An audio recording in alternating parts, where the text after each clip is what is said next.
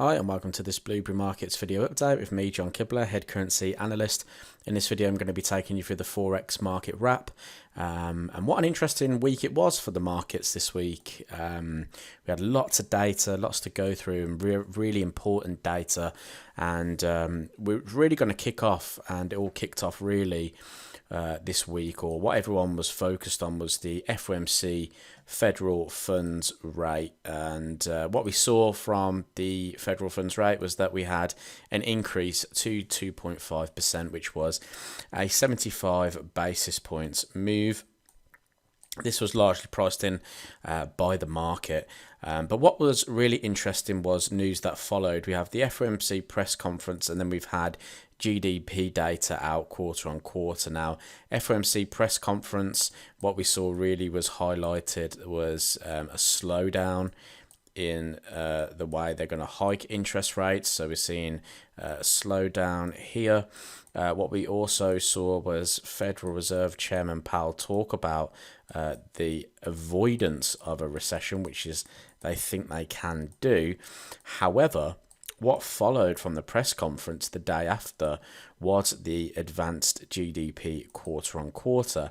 And what we saw was a second quarter of negativity. So what that usually does suggest is that we are currently either in a recession or about to go into a recession. It's one of the most important data sets, advanced GDP. So what Powell is kind of saying doesn't quite add up at the moment. Maybe they're just announcing a different way of a recession, but the GDP data is suggesting that we are slowing down, and there is a potential that we are either in a recession or we're going into a recession through the coming weeks and months. We've kind of talked about it before, where we showed the S&P 500 and the fact that we've been bearish for the entire year so far, and that just suggests how things are in the US. And what I've done is I've just highlighted this with a couple of graphs here, and you can say, and I've put a question: has it already begun? Two negative quarters just through here. Is that suggestive of a recession? Inflation still on the rise, so cost of goods and services continuing to rise. There's a slowdown. Are we going to start to see some excessive moves now?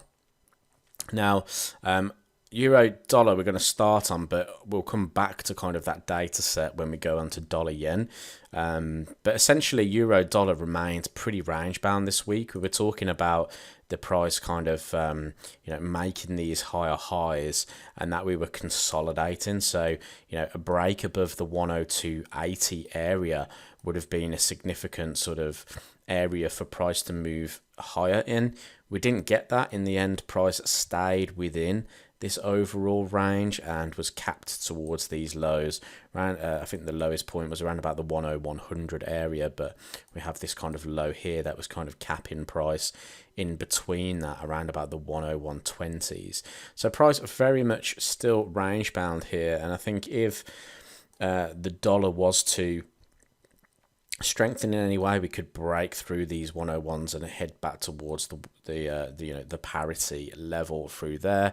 If the dollar was to weaken slightly, which we have been seeing most recently, I mean, this is a bit of an old screenshot. The current sort of 4-hour price action you're seeing price move back to the upside, so we could expect maybe even a trade above the 102.80 to still be valid at the moment.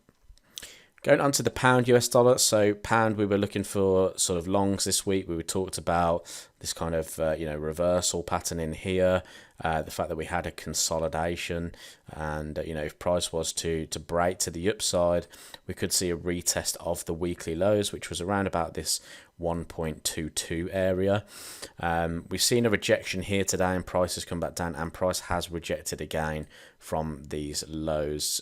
So if we were to see a continuation, we may see a move back towards these highs in here. Again, this is all going to depend on if the dollar strengthens, because I'm saying that because the dollar at the moment on the dollar index is at some key support points. So it'll be interesting to see how it reacts.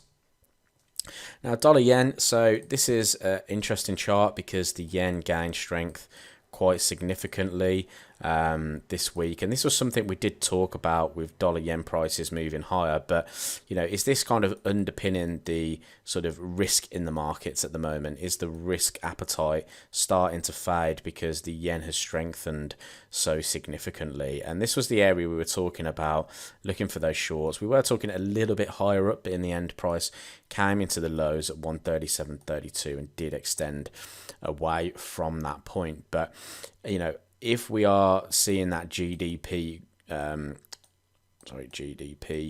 growth decline, is that going to allow the yen to continue to strengthen? If it is, we could see dollar yen prices continue even lower than they have moved this week so far.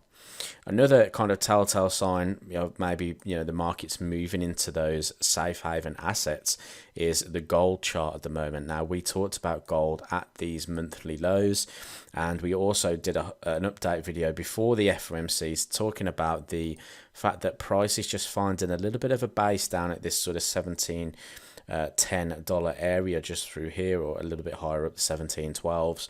And we thought that if price was to hold these lows, it was a strong indication that we were going to see a breakout to the upside, and that's what the FOMC provided, was that breaker.